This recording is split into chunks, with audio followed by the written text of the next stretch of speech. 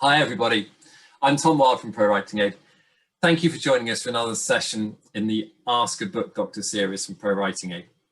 My guest as always for these sessions is our resident book doctor, Sally OJ. How are you doing, Sally? I'm doing absolutely great, Tom. It's a lovely evening and I can't wait. I so look forward to these sessions, especially to the questions. It's just great. Great, fantastic. Yeah, it's a lovely evening here in the UK. We're actually getting a blast of summer for once. Lovely warm evening. Now, Sally, today we're talking subplots, and we strayed into subplots last month a little bit when we were tension and conflict. We're going to expand on some of that tonight, getting to some more details. Let's start with the obvious one. Maybe just define what a subplot is.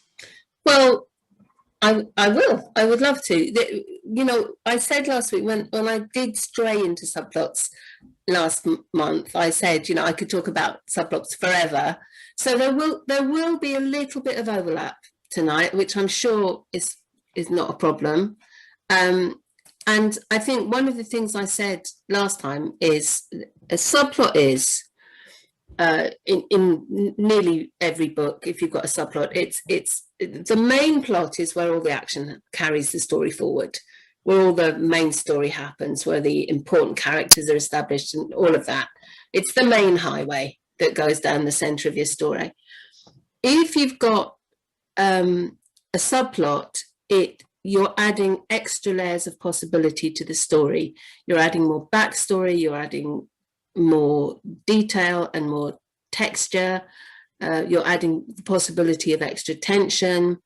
You're just giving more richness to the main arc. And this is all stuff that I have got notes here, and this is all stuff that I might have said last time, but I really don't think it matters, because the more you reiterate it, the better it is. So you're giving this extra bit of spice to the story. So if you've got the main story and things are happening, but you've got a subplot over here where other things are happening, you're reading the subplot and you're thinking, oh, you know, how is this going to affect the main story? Do they realize that this has happened? This is terrible. You know, if this plays out, it's all going to go wrong. So you've immediately got this lovely sort of counterpoint going on between the two, and they sort of bump into each other and go away from each other. So as well as supporting the central theme, which it should do, the subplot very importantly also adds variety. So you can cut away to a different setting, a different group of people, sometimes even, of course, a different time. And this all helps to keep the plot engaging in a very vital way. So if the main story is, especially often in the middle of a book, you know, the central story can sometimes flag a little bit, the pacing can drop a little bit. If you can just cut away to, you know, the two people wiring up the bomb across town, you know, immediately the tension's back and everything's going great. So it helps keep things sort of barreling along. Yeah. Either with sort of literal complications or the suggestion of what might have been, you know, backstory, or the suggestion of what might be to come. So again, if you cut to these two people wiring the bomb, well, that's not going to end well, is it? So, you know, it just keeps it moving, keeps things moving, and supports the main plot. Is the simple answer. Is the simple answer to your question. Yeah. That's great. You didn't want a simple answer, did you? Well, no, I did, because when we talked about this the other day, we were talking for a while before I thought, well, actually, maybe it's best to just start with a clear definition. I think, you know, there's a lot to say on it, but I think that covers it. I think, so one of the things that interests me is that you said, you know, it's worth reiterating from last one. I'm sure I actually agree that I'm sure a lot of this is. I'd be interested to know from our listeners today, you know, what issues you've encountered with subplots. Have you used subplots effectively? Have you had any trouble? Have you felt that actually you're not getting it quite right? So if you have got questions about those things, put them in the Q&A panel. But Sal, from your perspective, when you have a new writer on board, a new client, a subplot, are they a common issue? Do most people, you know, do most people include them, and do most people get it right? No, most people don't include them, and that's well, most people that put the but when I usually when I have to raise the issue of subplots, it's because it's missing and you've got a very linear plot, and it can be quite a sort of interesting linear plot, but when you boil it down, it's, you know, Dave woke up, he was unhappy, he met this girl, he couldn't find her again, he fought all the alligators, and then he found her. So that sounds quite exciting, but it actually just kind of goes in a straight line. It's very linear.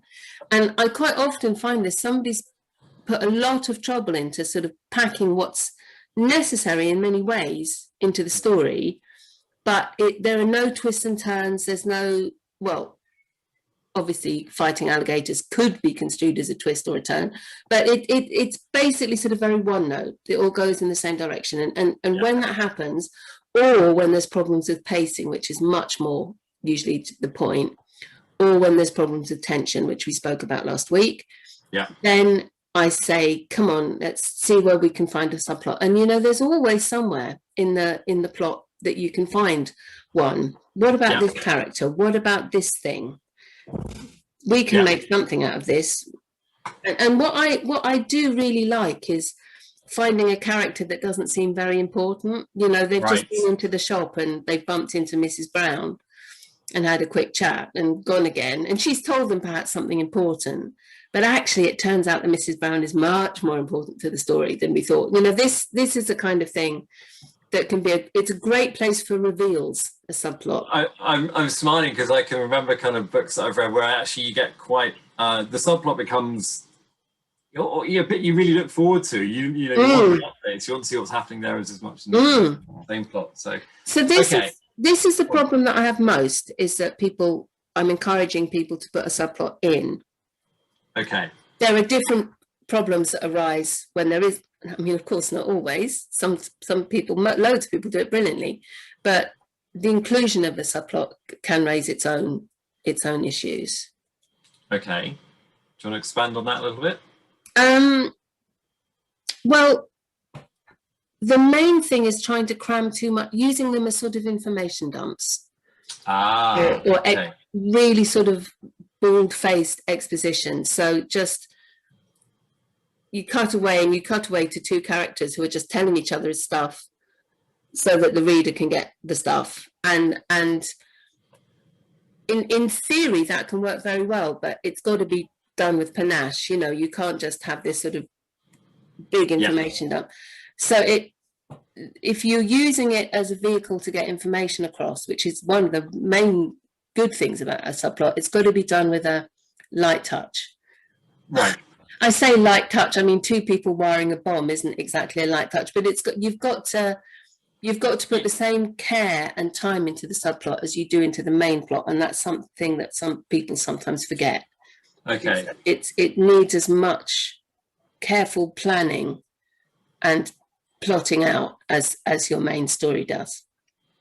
It's interesting that you mentioned story dump, because I've noticed, I think Liz commented in chat that she had been told that she did a backstory dump. So, you know, it's obviously a common thing. So, okay, so it's not just the fact that subplots can often be missing, but actually getting the subplot right is a real challenge. So what advice do you offer, Sal? When you have somebody you're working with like that, how do you, I don't know, what are the kinds of subplot? How can, what would you tell them to focus on? So we touched on this a little bit last time, but I did rather rattle through it, I think. So if we sort of go back a bit to basics, a subplot is, think of it as, well, it's also known as a secondary plot. So it's this second story arc, which supplements and supports and enhances the central one. I know it seems like I just said that. I'm kind of saying it again. So what you're looking to do is you want to bring out the themes and the settings of the main plot and help develop the main plot and develop the main characters if you can. So there are different subplot possibilities. So like I said, the main plot is where all the action that carries the story forward happens. So what you're looking for is a bit you know, we're back to condiments again. For those of you who've been with us for a long time, it's just a bit of sort of sauce on the side of your story that really brings the taste out. So there are various different kinds of subplot, and of course you can do absolutely anything you want, and that can be a subplot. And the most common ones are going back in time, you know, to explain how we got to where we are. That's probably the most usual kind of subplot, but there's all sorts of different ones, and there are to get a bit jargony. I don't like jargon, as you know. I don't like dragging things down to jargon, but so you can have an explanatory subplot or an expository subplot, which is a counter story, a backstory, which we were just talking about, explaining, you know, where we are now, shining a light on the cause and the effect behind what's happening in the main plot. Okay. Or it can be happening in a different place, or even a different, as I said, a different time. But it illustrates an element of the story which explains how things are subsequently playing out in the main story. So there's 100 different possibilities you could go with it, with an explanatory subplot. Then you can have another very common one is a romantic subplot. And so that means as the main story is going on, you know, think of every Hollywood film, you know, think of Indiana Jones. You know, there's usually a girl lurking somewhere in the background waiting to get kissed at the end of the film, you know. So, but hopefully with a little bit more vavavoom than that. So a romantic subplot, if it's happening between two main protagonists, it will be very much the main plot. But if there's a bit of will they, won't they, if there's a bit of, you know, background to it, if we know they went to school together but then fell out, and then, you know, this kind of thing, if there's it can bring new tension to the romance, it can bring new interest and bring new depth and interest to it, insight to it, and that's very can be a very good thing, a romantic subplot. And then you've got what they call, you know, secondary conflict. I really don't like all this jargon. I try not to use it, but but secondary conflict is, you know, say you've got the main story is George has decided to go off to Borneo to hunt weasel's eggs, and this is the story, and it's very exciting. But secondary conflict is usually, or very often, it's what they call person against self. So, you know, while we discover why he's gone off to Borneo, it's because he's got some kind of internal angst that he's trying to work out, and conflict with himself, basically. Okay. That's a very common sort of secondary subplot, is conflict. So bringing out, again, I mean, you could say it's explanatory, but it brings out a different side to the main character, or a different side to one of the characters, and it can be, I mean, the instant thing I can think of is a book by Jean-Paul Sartre. There's a trilogy by Jean-Paul Sartre called The Iron in the Soul, and there's a character, well, all of his characters, you get to learn a lot about the interior world, but there's a character of his who's very smooth on the outside, but he's absolutely tortured on the inside, and you get to see this through weird things, because it's Sartre. Like he loves his cats, and he puts all his cats in a basket and he takes them to the river, but he can't go through with it, as a way of sort of punishing himself for being who he is. But then he comes home and he feels even worse because he didn't manage to do the thing that he was going to do, but he loves his cat. Now that's a very extreme example, and I've got no idea why I thought of that example, perhaps because it is so extreme. But it's a clever way of showing us how tortured he is. Yes. And it's also a clever way of contrasting. You know, the last time we saw him, he was very smooth. He was talking to his friends. He was happy. And then the next time you see him, he's putting these cats who he loves in a basket and taking them to the river. He doesn't go through with it, everybody. It's okay. So those are the most common types of subplot. I love. Of course, So it must. Well, just saying that a subplot must dovetail. It must dovetail at some point with the main storyline. You know, you can't. Otherwise, you've just got basically two books running next to each other, and that can work, but doesn't very often work. Yeah. Okay. I was going to say, I love your examples, Sally. I love the books, the books you kind of quote, but also the examples you think of on the spot. Hunting for Weasel's Eggs was not one I'm familiar with, but what a story! Somebody out there write it. Yeah. Okay. Are we okay to go to a couple of questions, because they're mounting up, and it'd be good to get started on a few of those, Sal. I hope, Tom, I'm very happy to go to questions. I hope, you know, what we wanted to do today, you and I, was sort of enhance a little bit what we talked about last time. So hopefully, you know, with the questions, we can sort of dig a bit deeper into rather than just reiterate what I said last time. Absolutely, I couldn't agree more. Well, let's see. We've got plenty of time yet. So, I mean, there are a lot of people that are asking, you know, is there an ideal number of subplots in a novel? So let's start with that. There isn't an idea, and you know me, you know I always say rules are made to be broken. But I remember last time somebody asked a question and they had 6 subplots in their book, and I just found that very difficult to picture. Now, for all I know, and I said to him at the time, he might have really pulled it off. No. 1 is good. 2, if you can pull off 2, is good. I really, what's the other thing I always say? Think of your reader. So if you start mashing up the plot too much, if you start really sort of putting too much in there, the reader's got to follow this, the reader's got to keep them all separate, the reader's got to know what's going on. Now, if you can pull off 3, if you can pull off 4, and keep it clear and be certain that the reader will be able to keep up. You know, a lot of crime novels will have usually not more than 3, actually, honestly, if I think about it. Someone's going to be out there who's going to know a crime book that's got 12, you know, but well, there's an interesting kind of link here probably to a couple of the next questions, which is around the kind of series subplots. So Sandra asks,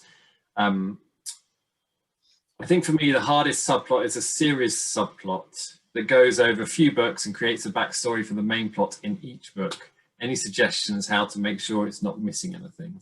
And there's a couple of questions like that.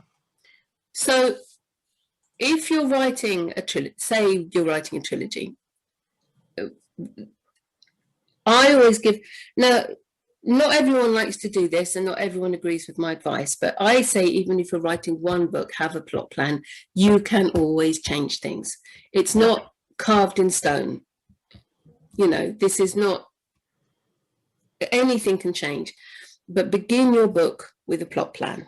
So have an idea of what the story arc is going to be, have an idea of what the main points in the story are going to be, and have an idea what the sort of main revelation points for the character is going to be, because you want your character to grow over the course of the book, for things to change and the character to grow. So, you know, this is where this happens, this is where this happens, this is where this happens. It can change, and it inevitably will change. I'm coming to the question, I promise. So what you want if you've got a trilogy, if you want to keep your reader on board, is first of all, you need to plan the story arc of the trilogy, and then you have to plan the story arc of your 3 books within that larger story arc. And then if you've got a subplot that carries them through, you've got to plan that story arc as well. So the simple answer to your question is planning. And remember, some people love it, but some people are terribly reluctant to do this. It makes them feel claustrophobic, it makes them feel pinned down. I know I'm repeating myself. You can change anything, doesn't matter. You can change it all, but have an idea when you start. So if you want your subplot to play out and to work, you've first of all got to have a sense of what it's playing against. So you've got to be very clear about your main story, and then you've got to be very clear about what you want your subplot to deliver to the reader. Always think of your reader. Have I mentioned that? Got to be very clear about what you want your subplot to deliver, what you want your subplot to reveal. and what your subplot is going to give to the main plot to help it and support it. And so that is, I would suggest, the way to do it. I love that point you're illustrating about plot plans. They're a tool to use, but don't, not something to beat yourself with. They're not. Absolutely not. Yeah. It's just, and people do it in all sorts of different ways. There is the post-it note method, and I know people who use spreadsheets, which baffles me, but it works for them. Yeah. We had some interesting sessions on this, I think, back in Crime Week. So with a crime book, you've really got to do it. Ian Rankin was talking about this. I can't remember what he said exactly, but it was very interesting. So some people are saying, asking about kind of subplots being resolved. Do they have to be resolved entirely? Can you leave them open? Particularly if you're thinking of leaving the door open for a series or for So when you write a series, this is absolutely vital. And think of yourself and the series that you read. Each book must work as a standalone. It's really important. You can't just leave things open because of book 2, because somebody might read book 2 first and then read book. Each book has got to work absolutely solidly as a standalone. Of course, you can seed things in book 1 that's not going to play out until book 4. I mean, look at J.K. Rowling. Yeah. She's one of the many masters of that art.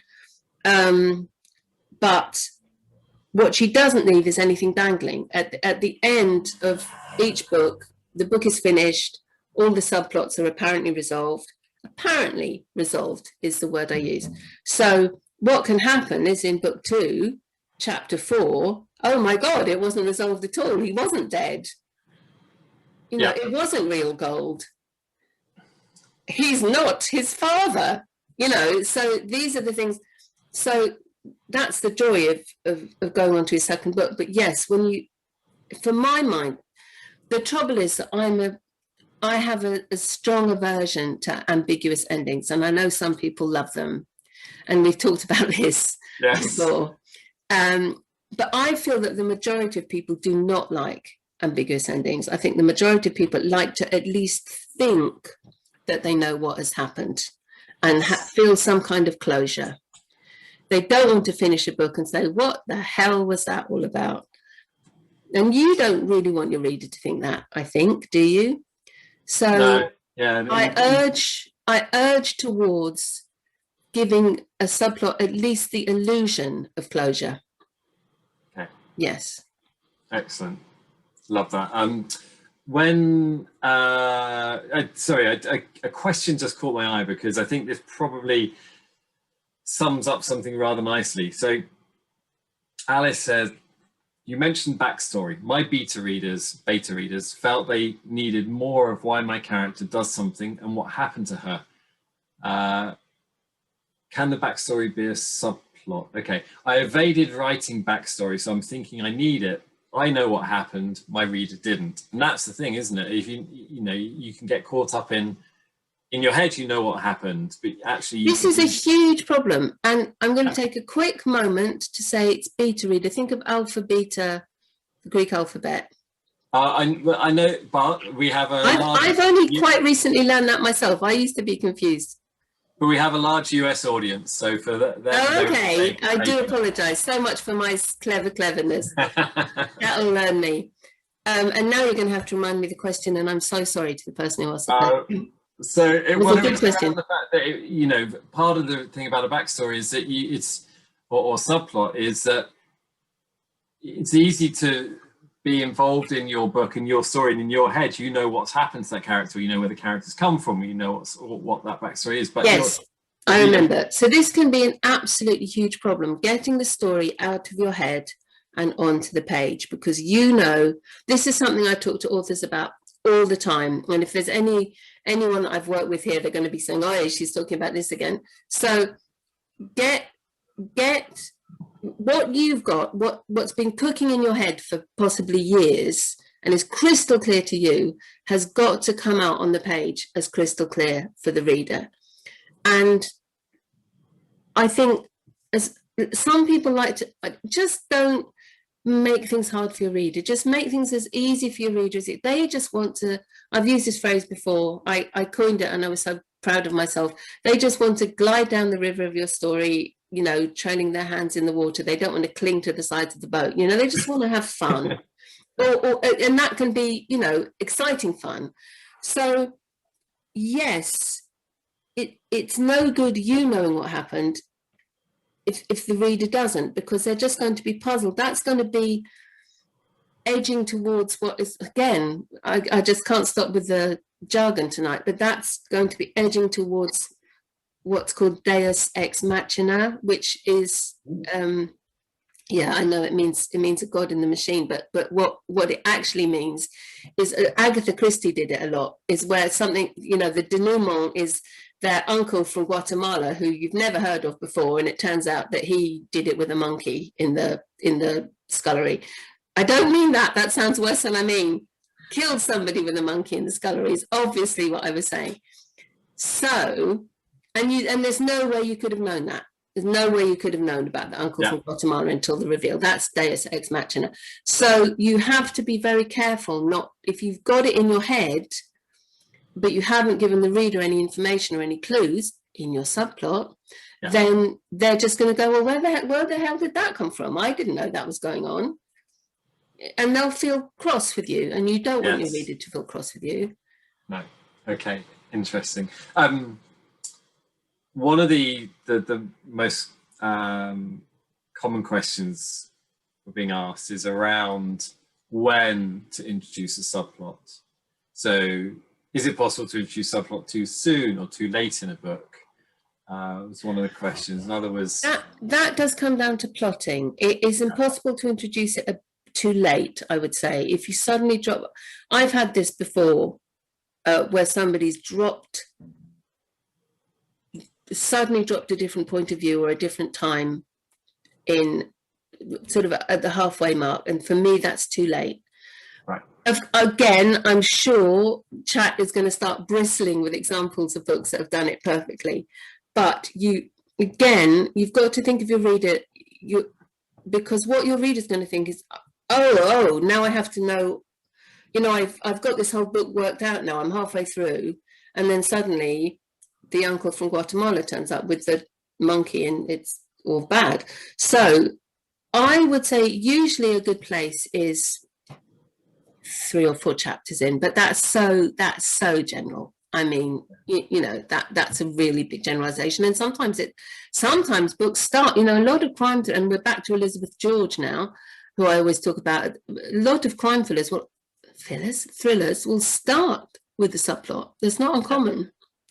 And then switch to the main story. But you've really got to know what you're doing to carry that off. You've really got to have absolute mastery of your story to carry that off. So there's no hard and fast rule. But if you drop it in too late, I suppose that can work as a real reveal when things are sort of going soggy. I suppose that can work, but I've only seen it as being problematic. But once again, people here might think, I can think of lots of books where that happens. You know what they say, good writing is invisible. So, you know. Yeah. Well, someone actually asked whether you could hint, you know, have a hint near the beginning and come back with stronger conflicts later in the book. So I guess you'd introduce a subplot. Absolutely, you can do that. And that's, you know, seeding stuff is always good, whichever, if it's done well and not heavy-handedly, it's, you know, seeding. You know, what's great is to get to the end of the book and to get to the reveal and think, yes, you know, they mentioned that. Yes. That was there on page 120, and, you know. Well, you feel satisfied trying to bring it all together, don't you? Yeah. Yeah. So let's just clear one thing up, because a couple of people asked this around the difference between backstory and subplot and whether they're the same thing. It depends. If you're giving the backstory in the main plot, so if you've got your characters avoiding exposition, of course, but you know, meeting you've got your gumshoe in his office, the sexy broad with the black dress comes in and, you know, gives him the backstory to why she's there. Yeah. You know, that's part of the main plot. It's still backstory, but it's backstory.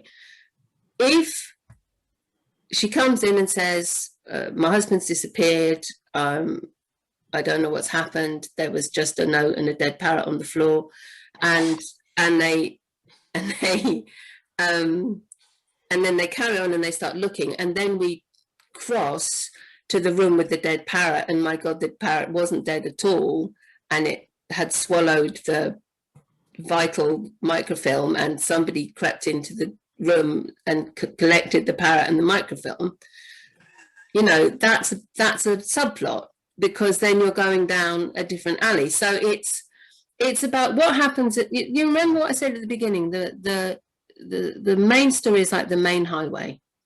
So if things happen on the main highway, that's just backstory. If things happen on a country road running parallel, that's subplot. Right. I shouldn't take a drink while you're coming up with one of your great stories. It could happen. Yes. Jim's asked an interesting question. He's asked whether we could talk a bit about convergent plots where several characters on several paths eventually come together before or at the climax. So The Stand by Stephen King is one example. Are each of these characters traveling a subplot then? Well, now we're veering into threads, aren't we? So I would call that different POVs and different threads. Okay. But without seeing the book, I wouldn't know. But and then you know, I love the term thread, because you know, you begin to plait them. Yes. To sort of plait them into one story, which is I like very much. So what's just define POV for people who might not know? A point of view, sorry. Oh, POV. So yeah. I was confused for a second. Yes. Okay. Is there a difference between a subplot and a twist? Thinking like in a crime novel. Yes, there is, absolutely. And again, it comes back to what's happening on the main highway. Now, of course, you can have a twist in a subplot. The subplot can be a great place for reveals. And this is, you know, it can be really good because the reader knows what's happening, but the protagonist doesn't, or, you know, but you can have huge twists in the main plot. And I give you Fingersmith as an example of that, you know. So you can use the subplot for twists and cliffhangers and reveals, all of those things, but they are also things that can happen in the main story. Yeah. If actually talking about using subplots, so someone says, what's the best use of subplots? To mirror the main plot or to provide a contrast? And just does it depend on what you're trying to accomplish? And it's well, you tell me, so. Well, to go back to what I said, and I don't mean that rudely, it's you want to support the central theme, and you want to add variety, and you want, so if you've got a different setting or a different group of people, and you want to keep it helps to keep the plot engaging. Yeah. So and add a bit of spice, but it also does support the main story, and that's a really important point of a subplot, is to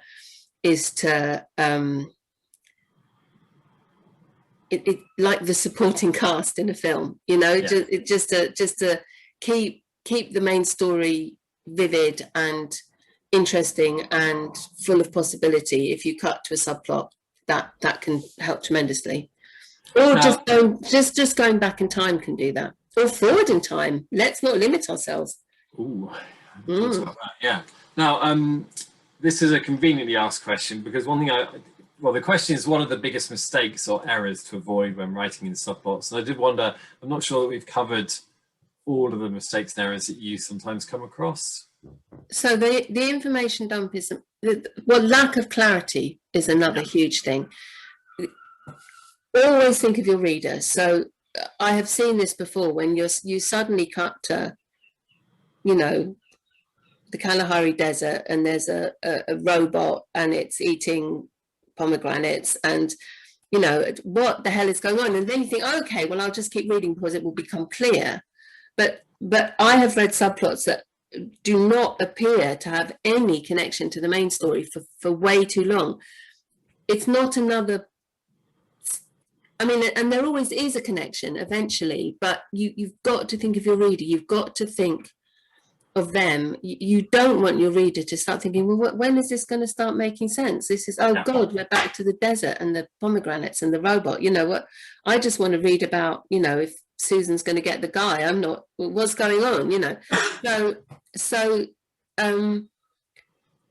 that is a mistake, or just really overcomplicating. And I've seen this in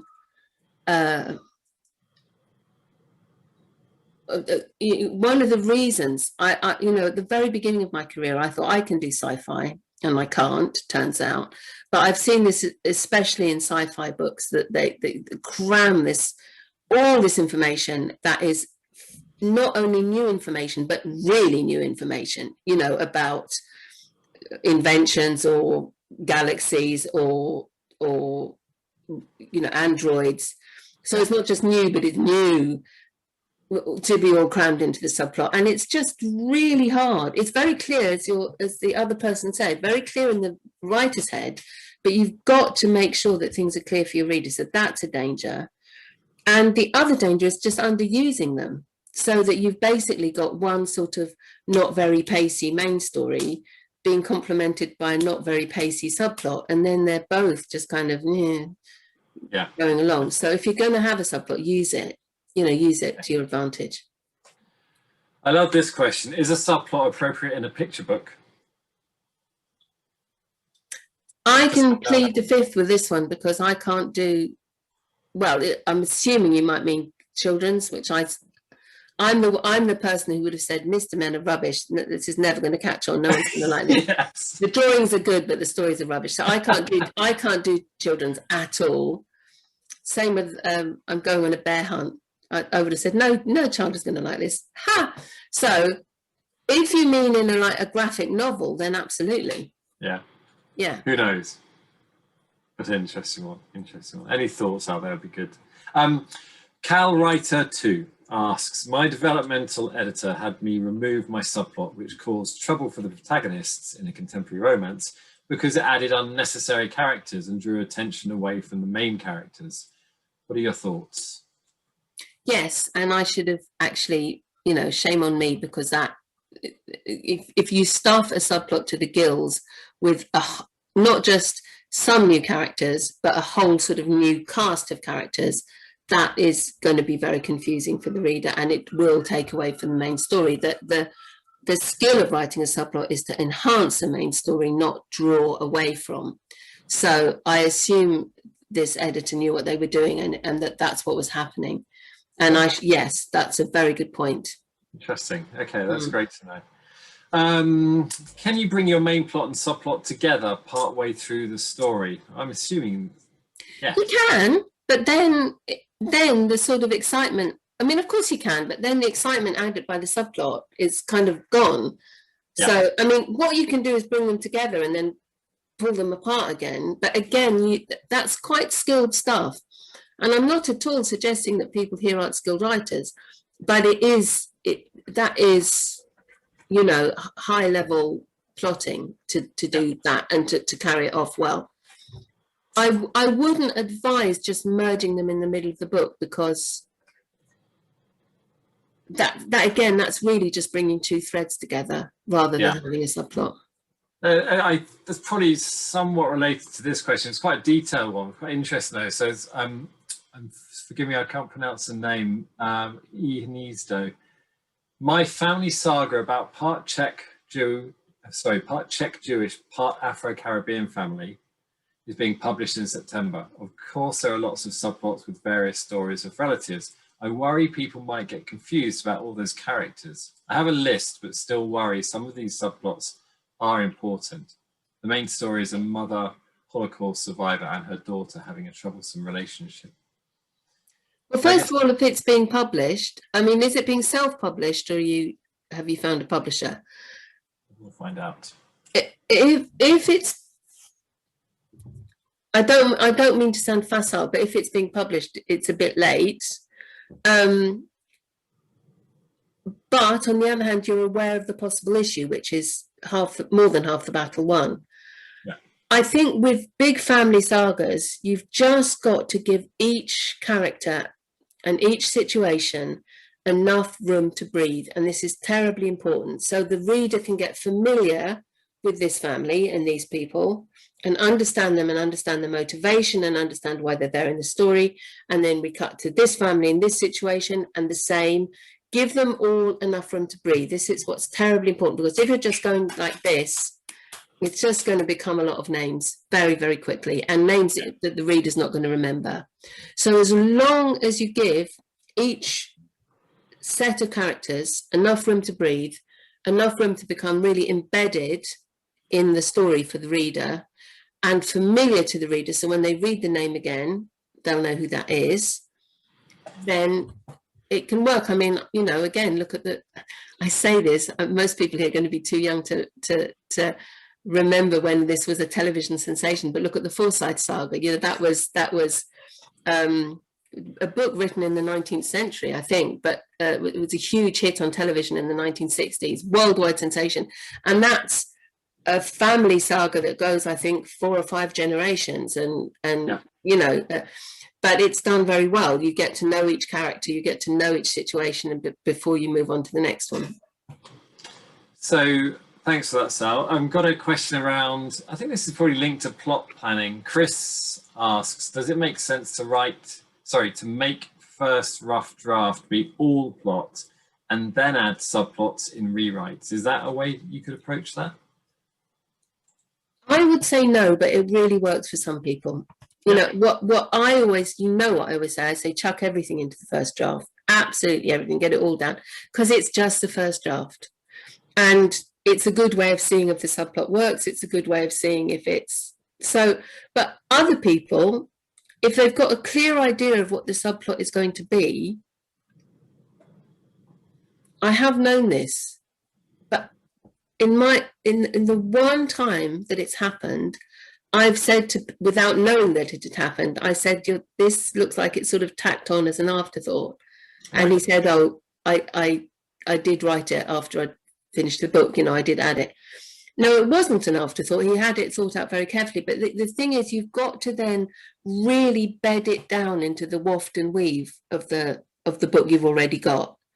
And that can be problematic. If you can pull that off, there's no reason it shouldn't work. I would suggest, I mean, some people write them separately, the two separately, which I guess what you're saying, and then weave them together, but that's still part of the first draft.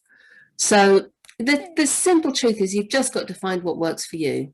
Yeah. You've just got to find what works for you. But if you add anything afterwards, it's got to, and this comes the same like adding characters, adding other plot twists and stuff, it's got to fit into the weave of the story. It can't just sit on top of it. And that can be a problem. I've just made a note of the term waft and weave. I've not come across it before, but I think it's brilliant. You're going to tell me it's to do with thatching in Sussex or something like that. Something like that, yeah. So time is marching on. We have gone through more than 20 questions and there are still more to answer. But before we do that, are there any things that you wanted to touch on or bring up that we haven't covered yet before we just, before we end with a few last questions?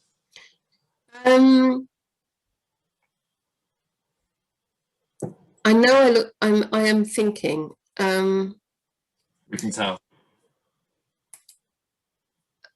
I think one thing perhaps that we haven't talked about is motivation. Okay. So a subplot is a very good way of showing what's making your protagonist act the way she's acting or not acting, or so. I mean, in a way, that's part of what we've been talking about, isn't it? But motivation is always important. Understanding the reader, understanding why a character's doing something is always important. And it's quite nice to think of your reader sort of at chapter 7 going, Oh, okay. Oh, I get it now. So that's, that's quite a nice thing to have. Apart from that, I mean, in a general sense, I think we've pretty much covered all the important bases, but that's why I like the questions, because all Yes. sorts of other things come up in the questions. Well, I've got a good one for you. So Prudence. I regret it. Prudence asks whether subplots can be used for foreshadowing. And Absolutely. Absolutely. And I mean, this is what I said about keeping the tension up and everything. So it's great if your reader knows something that the protagonist doesn't know. That's really exciting. Yeah. So that's one of the main things that if it's done well, works brilliantly in a subplot. Yeah. Yeah, great. Let's see, there's a couple more. So Michael asks, story arc brackets plot and character arc. Is the character arc a subplot? No. The character arc is the journey that the character goes on through the book. What you don't want is Bilbo to be the same hobbit that he was at the beginning of the story. Yes. By the end of the story. You don't want Harry Potter to be the same bloke that was living under the stairs at the end of the story. So that's what a character arc is. It's the journey that the character goes on. Yeah. And it can be certainly integrated into a subplot. The subplot can be used to explain the character arc, but it's not a subplot. No, it should be part of the waft and weave of the main story. Great. And besides looking at other characters for possible subplots, where else can we look for subplots? Well, I love doing this actually with an author, but it does depend on the. So, okay. My favorite, as I said, is that you've got a character who appears to be completely innocuous.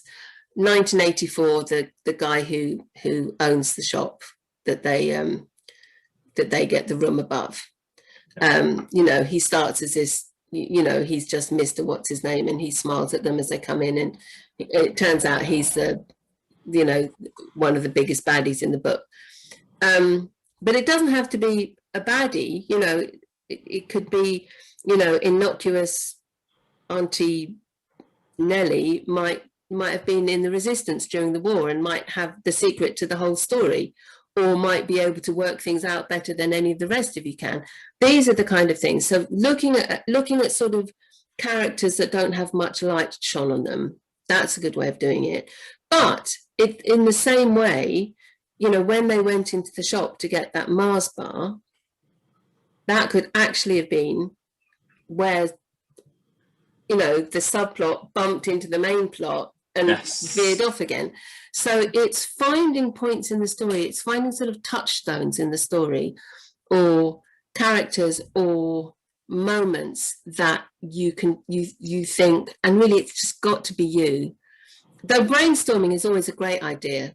And one of the good things about brainstorming is somebody will say, I think it should be that moment when they got the Mars bar.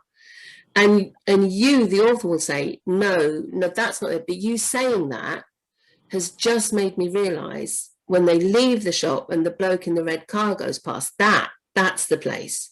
So brainstorming is really good just for sort of stimulation. Okay. Talking it through. Of course, the trouble is finding, as you will all know, and my heart goes out to every single one of you, finding somebody who's willing to talk to you about your book in depth is very hard, at least for a sustained period of time. But if you can get, I mean, that's why writing groups tend to be quite good, if you are that way inclined, and not everybody is. But a supportive writing group is a wonderful place, but so yes, it's looking carefully at your book and looking carefully at things that happen and think, yeah, this could be something. This I could turn that into something. Okay. So, and it comes back. Sorry, just one. I've talked before about part of being a writer. Part of being a writer is pushing yourself, thinking of different possibilities, thinking of. It's not just getting the story down, it's getting the story down and then pushing yourself that bit further, stretching your creativity, testing yourself as a writer. That's the next stage that everyone has to aim for. So then that's a good place to start doing that. Great. So I felt I like your motivational bit there. Right, we need to bring this to a close, unfortunately, and I do apologise because there have been a few questions we haven't managed to get to. I just want to make a quick point because this is our 12th in the series. We would love to carry on doing this, but we rely on ideas, and we'd love to know what subjects you, our audience, would like us to cover. That might be things you would like us to repeat. That might be new subjects that Sally can offer some insight on. So if you add those to chat right now, and then I'll make sure that we are, I catalogue all of those and we go through them and draw up the future kind of list, as it were. Now, Tom, sorry, I don't mean to make you lose your thread, but I even thought we could just do some Q&As. If people have got questions, I'd be very happy to do that. Great. Yeah, brilliant idea, actually. So, and I love this. Someone in chat, and it's 6219 Aston. So sorry, but that's your email address. Has just said, completely agree. I had that experience today with a long-suffering son who's into script writing. He helped me have an aha moment. So there we go. That's your kind of brainstorming, isn't it? Brilliant. And thank you for the ideas that are coming in. Good dialogue, theme, anti-heroes. We've done some of these, of course, but we can happily do them again. Okay, and I also want to end with a lovely comment from Michelle, who has raised a point of order, as she says, or he. I'm not sure where you're from, Michelle. Michelle says, you weave a warp and a weft. There you go. There we go. I've learned something. Today. Right. And next, what are we doing next time, Tom? Next one, we are on, and Amelia is going to love this because we are talking about fan fiction. And Amelia has just asked, has just said she'd like to hear more about fan fiction and a general Q&A. So there we go. We'll be going into fan fiction. Yes, it's something about something I feel very strongly about, actually, converting fan fiction, because I think a lot of good books get lost because it's not done properly. Yeah. So I'm really looking forward to this. Awesome, brilliant. Sally, so many thank yous as usual. Really appreciate your time. Lots of lovely messages in chat, and so a big thank you back to all of you who joined us tonight. We love these sessions. It's always great having the interaction. It's what makes it so special, as Sally said. So a big thank you from me. Sal, any closing comments? Just a huge thank you to everyone. It really is the questions that make these sessions pop and fizz. It's brilliant. Thank you so much for being here. It's brilliant. Okay, and with that, we'll bring it to an end. Thank you for joining us, and we look forward to seeing you next month in August when we talk about fan fiction. Good night, everybody. Night.